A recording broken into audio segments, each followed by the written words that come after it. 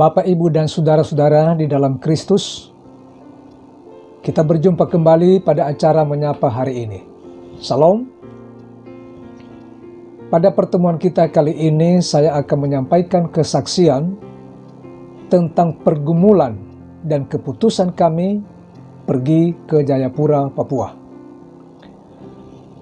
Sudah lebih 1 tahun kami menggumuli pindah ladang pelayanan. Dan ini kami sudah sampaikan kepada Gereja Kristen Kalam Kudus Pematang Siantar untuk bersama-sama mendoakan hal ini.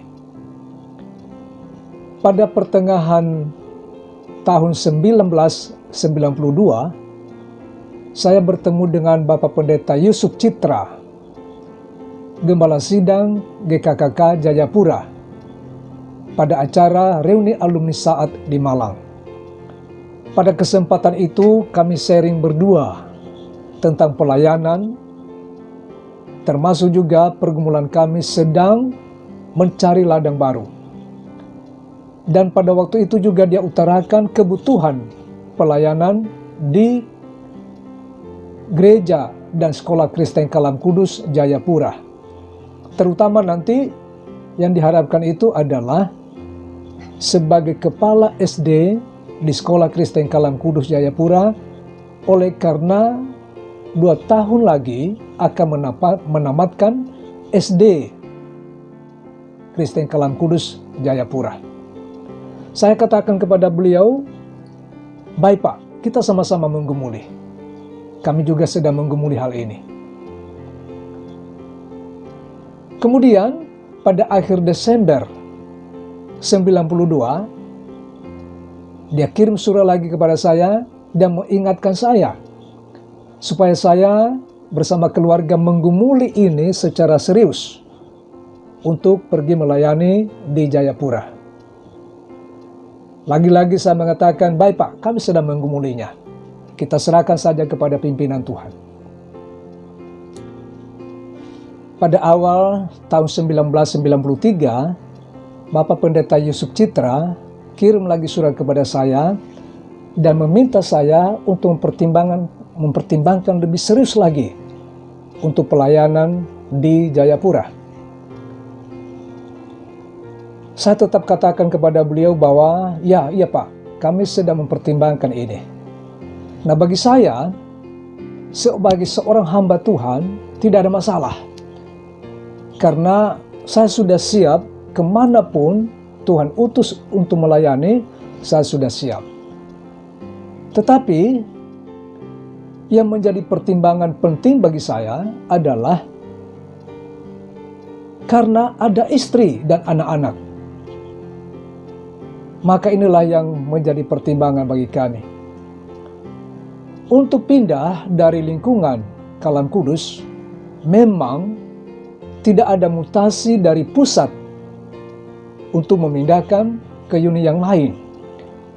Tetapi paling tidak ada 3 pihak yang mengetahui dan menyetujui, yaitu gereja yang melepaskan untuk pindah, kemudian gereja yang mengundang, dan hamba Tuhan yang bersangkutan.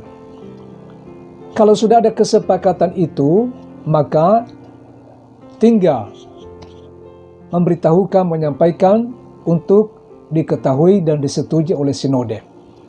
Nah, saya dengan Gereja Kalam Kudus Pematang Siantar sudah oke, demikian juga Jayapura sudah oke. Maka itulah pergumulan kami. Untuk mengetahui pergumulan dan keputusan kami pergi ke Jayapura, kita dengarkan langsung kesaksian daripada istri saya.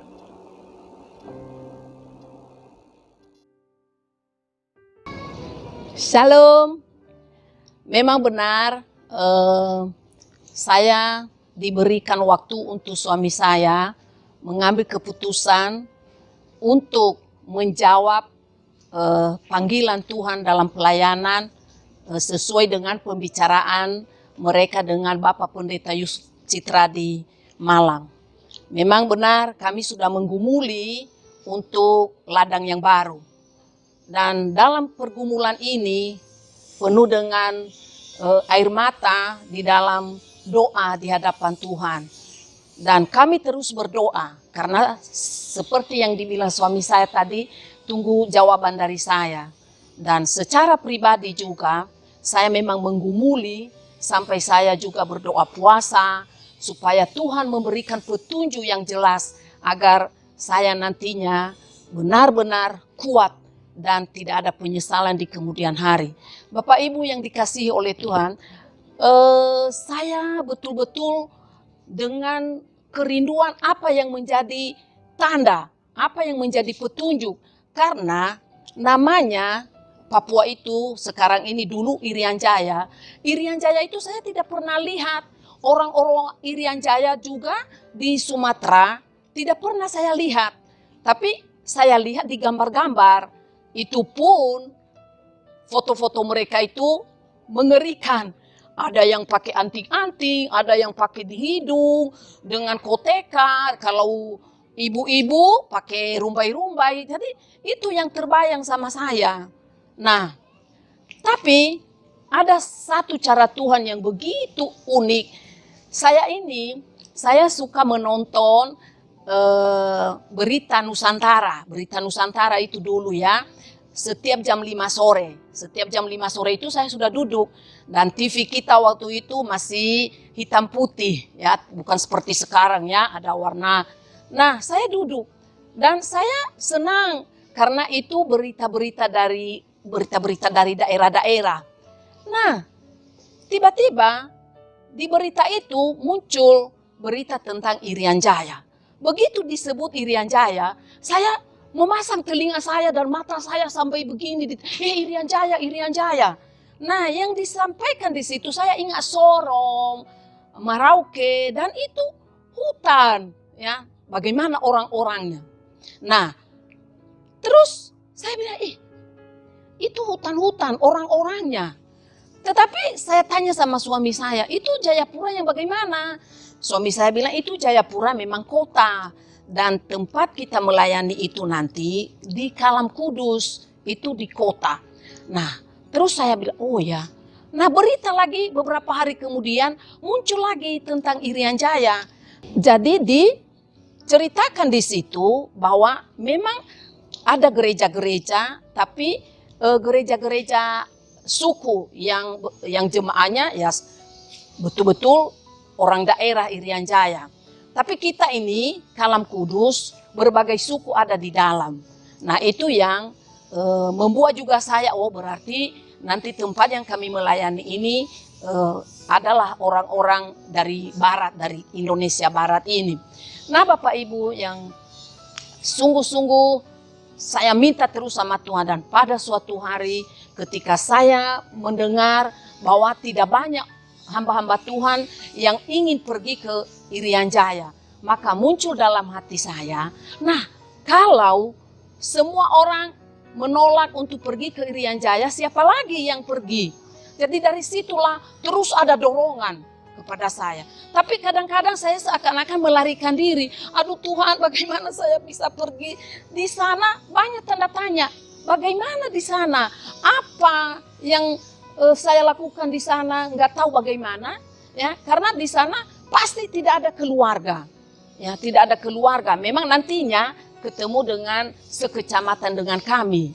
Dan apakah ada orang Nias? Saya tidak pernah tahu kabar. Pak Yusuf Citra juga saya tidak pernah ketemu. Dan satu pun jemaat tidak pernah saya ketemu di situ. Dan memang nanti pelayanan di situ yang utama itu nanti diminta suami saya itu untuk menangani sekolah. Karena tahun depan itu 93 nanti atau 94 ya, penamatan pertama SD. Dan membantu juga di gereja.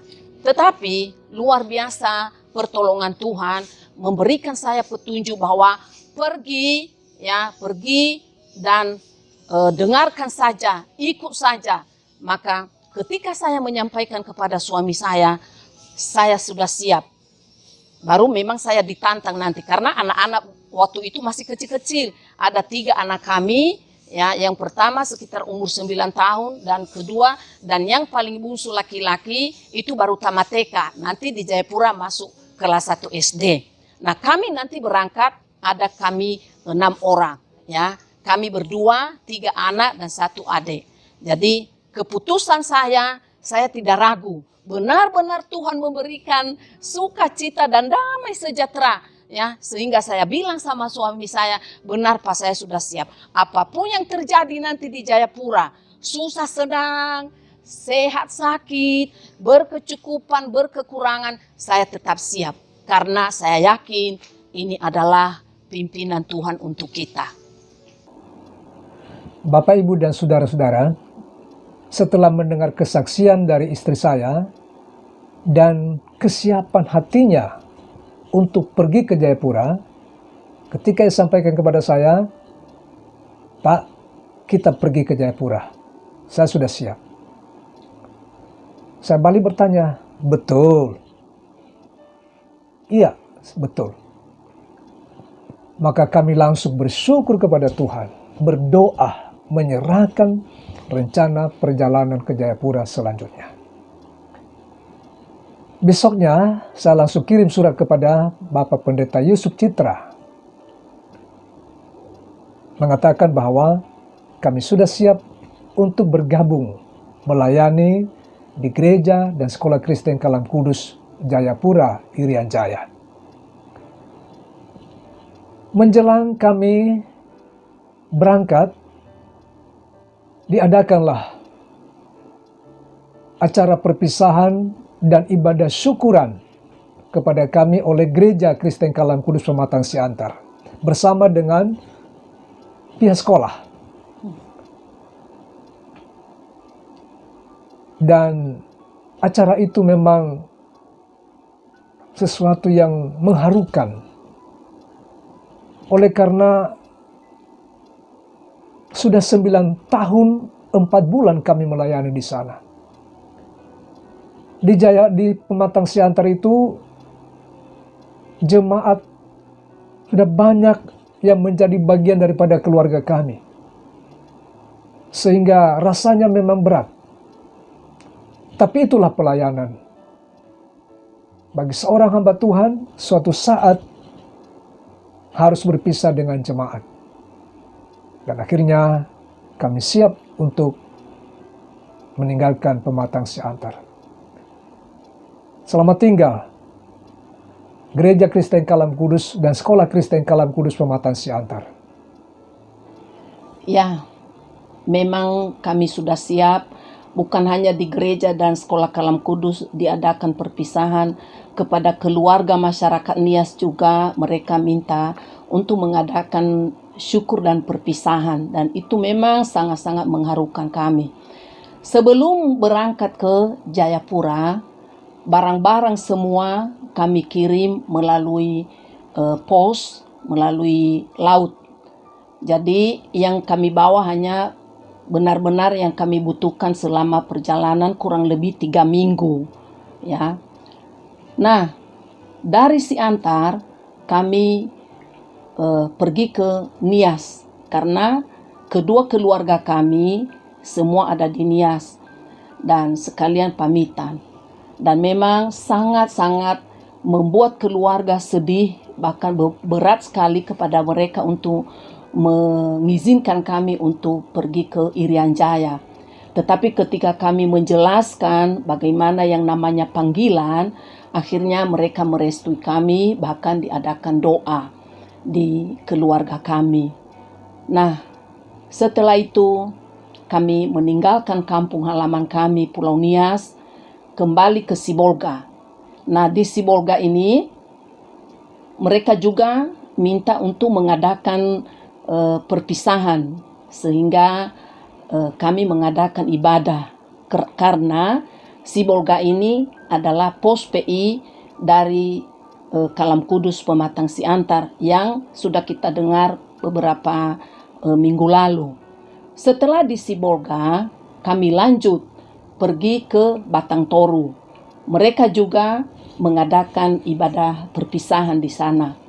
Dan beberapa hari di sana kami berangkat lagi, ini naik darat menuju ke Pekanbaru dan lanjut ke Selat Panjang.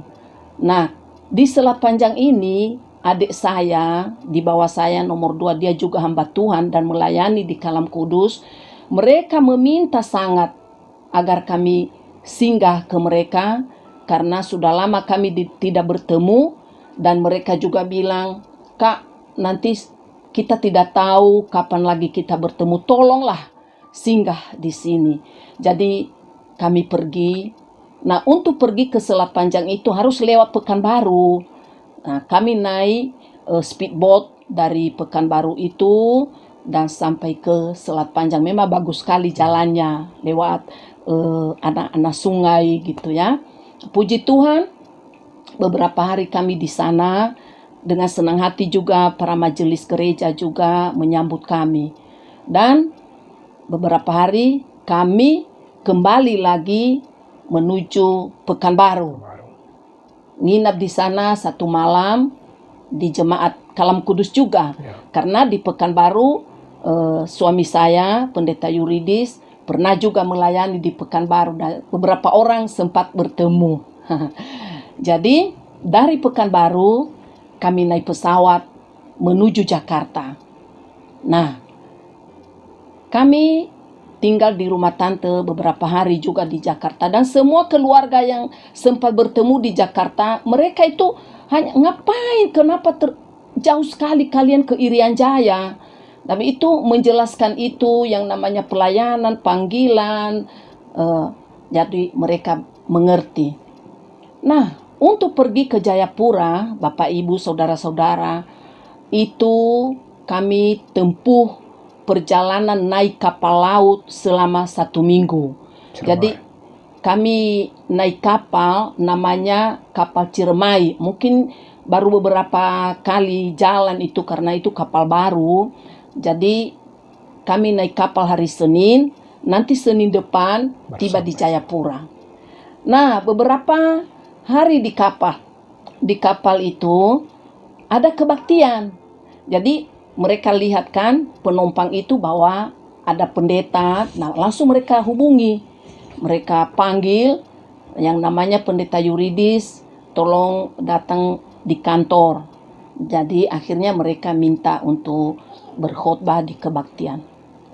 Setelah selesai kebaktian, biasa kami berdiri di pintu keluar dan menyalamin jemaat yang keluar di ruang ibadah itu. Ternyata beberapa orang itu yang memberitahu, "Pak, saya dari Jayapura, saya sekolah di Kalam Kudus. Pak, anak saya sekolah di Kalam Kudus." Oh ya, jadi mulai, aduh, luar biasa ya. Itulah anaknya di Kalam Kudus. Ada orang Chinese, ada orang Manado, ada orang Ambon, beberapa orang itu. Oh ini, oh ya. Jadi ternyata ada di dekat kamar kami nanti. Nah, setelah itu anak-anak mereka dengan anak-anak kami ya bermain-mainlah selama 1 minggu itu. Nah, disitulah pengalaman kami selama di kapal itu. Setiap pelabuhan, beberapa pelabuhan nanti diumumkan bahwa kita turun di pelabuhan Ujung Pandang. Cepat-cepat turun, cari makan atau makanan apa, bawa ke kapal. Dan selama beberapa kali itu turun setiap pelabuhan, kita singgah, saya pasti turun. Karena mau makan. Sudah bosan makanan di kapal, Bapak Ibu. Makanan di kapal bagi orang yang sudah pernah naik kapal, tahu rasanya bagaimana. Bosan banget. Nah, antri lagi. Nah, ketika ada pengumuman bahwa kita sudah memasuki Irian Jaya, kita sudah sampai di Sorong. Lalu saya bilang sama anak-anak, "Ayo cepat kumpul semua barang-barang, kita menyimpan."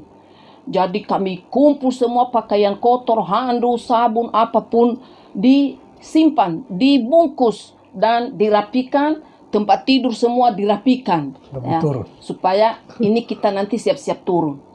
Kami turun, kami dengar-dengar, loh, kok nggak ada? Kita lihat lautan luas dan kapal mulai bergoyang. Besar. Saya bilang, kenapa begini? Lah, terus bunyi-bunyi itu kapal. Dan tidak ada suara. Saya pelan-pelan buka pintu, tidak ada yang keluar. Kapal semakin goyang. Ternyata itu sudah masuk di lautan bebas itu. Tidak bisa, bukan badai, memang begitu katanya. Ya udahlah. Saya bilang sama anak, tidur. Sebentar lagi kita turun, kita sampai. Sampai malam dipanggil, dipersilakan semua untuk menuju ruang makan malam. Hah? Makan malam? Jadi kapan dong? Mana Jayapuranya?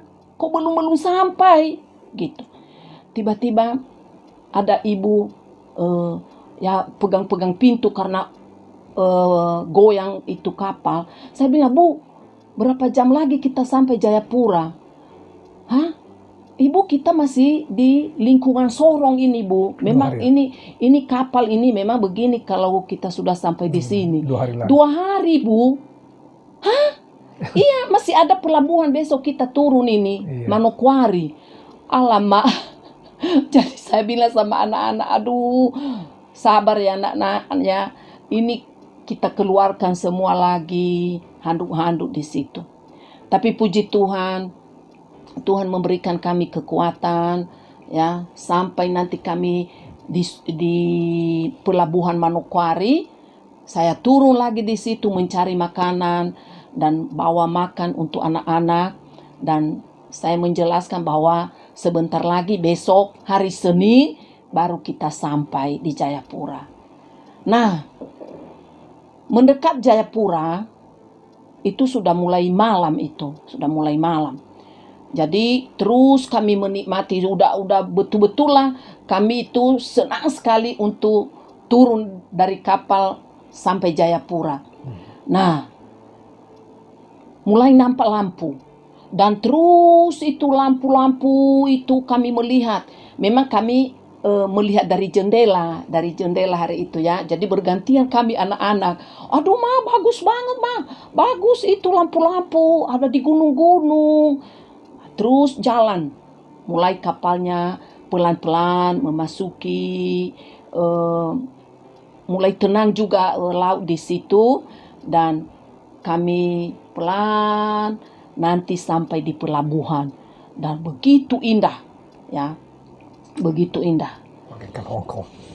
Kami turun pelan-pelan, dan memang sudah janjian bahwa nanti Pak Yusuf Citra yang menjemput kami. Nah, begitu kami melihat beliau, kami senang sekali. Pak Yuridis bilang sama saya, itu Pak Pendeta. Oh ya, jadi kami turun bersalaman, dan langsung Bapak Pendeta mengatakan, mana barang kalian? Saya pikir ada teman yang dibawa Pak Pendeta, ternyata Pak Pendeta Yusuf Citra sendiri. Dan beliau juga mengangkat barang kami, membawa ke mobil. Aduh, sungkan sekali pada waktu itu. Kalau ada Pak Yusuf Citra mendengar kesaksian ini, kami tidak melupakan itu loh Pak. Kami menyampaikan kepada anak-anak. Dan Pak Citra membawa kami naik mobil dan sambil cerita. Beliau mengatakan kepada kami, sudah lihat tadi kan bagaimana indahnya kota Jayapura kan? Ini kota Jayapura ini banyak yang mengatakan seperti Hong Kong. Ya walaupun saya tidak pernah ke Hong Kong lah, tapi ya udahlah seperti Hong Kong. Banyak juga yang bilang begitu setiap orang yang datang ke Jayapura. Beliau mengatakan tadi kalian itu lewat di depan kantor gubernur, lewat tadi di gereja GKI Pengharapan, itu gereja besar itu, dan lewat kantor pos, itu semua di tepi pantai itu. Ada restoran, kalian sebenarnya tadi melewati itu. Nah besok-besok kalian pasti tahu. Terus kami naik ke atas, tanjakan itu. Nah, beliau mengatakan kepada kami, ini sebelah kita ini gereja dan ini sekolah. Besok aja ya, saya hanya tunjukkan aja. Terus kami naik lagi, belok kanan, ya belok kanan agak sempit, itu menuju ke tempat kami tinggal. Dan sampai di tempat kami tinggal itu ada beberapa rumah, Satu kompleks di situ, dan kami diturunkan di tempat kami karena ada beberapa pintu di situ dan beliau mengatakan ini tempat kalian. Ya rumah sederhana dan kami masuk. Bapak pendeta juga pulang karena memang sudah malam, mungkin hampir lewat jam 10 malam itu. Kami masuk, ternyata barang kami sudah sampai 1 hari sebelum kami tiba. Nah, anak-anak pada berbicara, ngomong, mencari tempat tidur, dan kami istirahatlah malam itu. Kami pakai apa adanya, memang sudah disediakan semua fasilitas, dan kami bersyukur untuk itu. Nah, besok pagi-pagi sekali kami lihat, oh disinilah tempat kita. Langsung keluar seorang ibu, pas di sebelah rumah kami, hanya dinding batas kami. Nah, ini istri Pak Wahidin Manurung. Baru mereka punya bayi, mungkin kira-kira umur 4 bulan ya, Diro hari itu, namanya Sudiro. Langsung datang kepada kami, karena mereka mendengar pembicaraan kami malam-malam itu, karena itu kita dengar semua kalau kita bicara di rumah itu, ya. Jadi mereka ketawa-ketawa di sebelah. Ini orang baru, orang Siantar ini anak-anak itu logat Batak. Nah, memang logat Batak kami hari itu ya. Jadi langsung dia datang, sapa saya, selamat pagi Eda, dari mana? Saya kasih tahu, ternyata rumahnya di Siantar. Kami tahu rumah itu. Kami sering di depan rumahnya itu ada juga orang Batak yang banyak orang Nias yang tinggal di rumahnya. Jadi kami sering, tahu Eda rumahnya. Jadi sejak itu keluarga Pak Manurung ini menjadi keluarga kami, bahkan menjadi orang tua juga bagi anak-anak kami dan menjadi orang tua mereka kami ini. Jadi sering saya menitipkan anak-anak kepada Eda Mama Diro kalau kami ada pelayanan, tinggal kadang-kadang nanti itu mereka sudah tidur ya, kami angkat 3-3 itu nanti ikut juga Pak Manurung mengangkat anak-anak itu kami tidak bisa melupakan itu. Dan ini foto-foto kenangan yang akan kita saksikan, kita lihat bagaimana kedekatan anak-anak kepada keluarga ini, dan juga kami sebagai orang tua sudah seperti saudara. Dan ternyata juga ada 2-3 rumah yang tinggal di situ guru-guru Kalam Kudus dan beberapa juga hamba Tuhan, dan ada juga jemaat. Wah, langsung rame kami di situ dan bercerita bagaimana pengalaman kami. Bapak, Ibu, dan saudara-saudara, mengakhiri kesaksian ini saya bacakan Injil Matius pasal 9 ayat 36 sampai 38. Demikianlah firman Tuhan.